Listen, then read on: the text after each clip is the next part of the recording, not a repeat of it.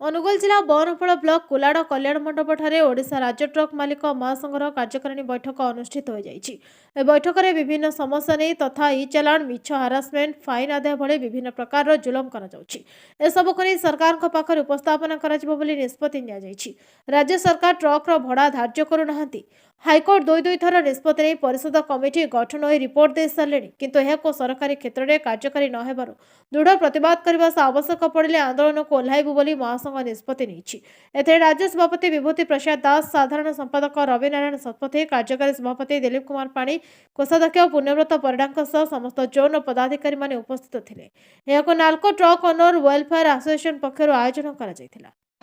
हाँ बर्तमान शिल्प संस्था गुड़िक निजर गाड़ी आनिक लगे व्यवस्था कले जथा जिंदल अनुगुल जिंदल माइंस खोलिला तार निज ट्रक माध्यम से रायगढ़ को कोयला नहीं कि जीव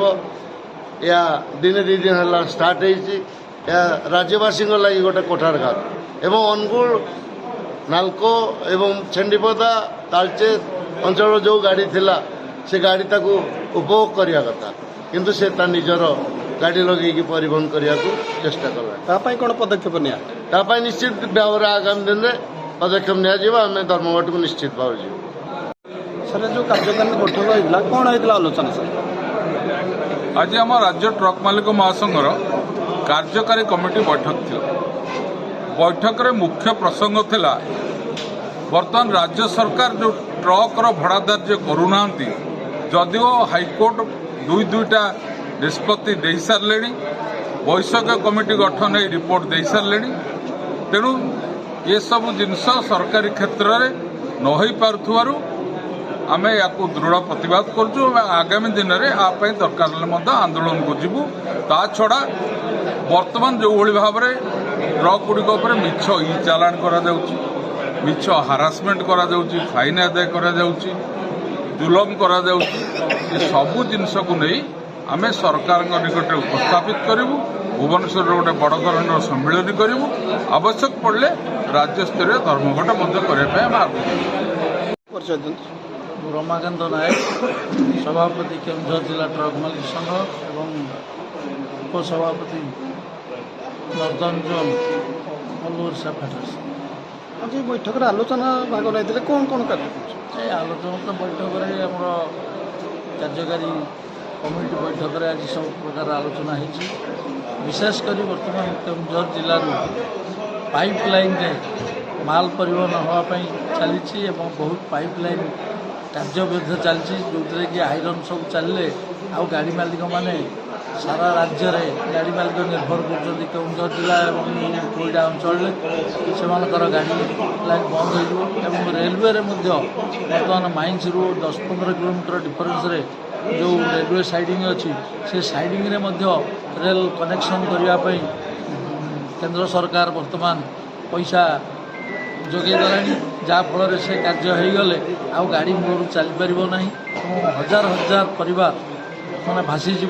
एवं बहुत अनएम्प्लॉयड स्कीम रे गाड़ी कर गाड़ी व्यवसाय उपर बहु लोक बजार घाटू होटेल टू आरंभ कर व्यवसाय सब चलती गाड़ी ठप हेले समस्त दाना पानी चलीज तेणु आपको प्रतिवाद निश्चित भाव में करने आज महासंघ आलोचना सर परिचय दिलीप पाणी कार्यकारी सभापति। आज बैठक विषय आज बैठक आमर होता मैनेजिंग कमिटी बैठक ए मुख्य रही भड़ा जोटा सरकार दर निर्धारण करने दरकार सी टोटाली 2022 मसीह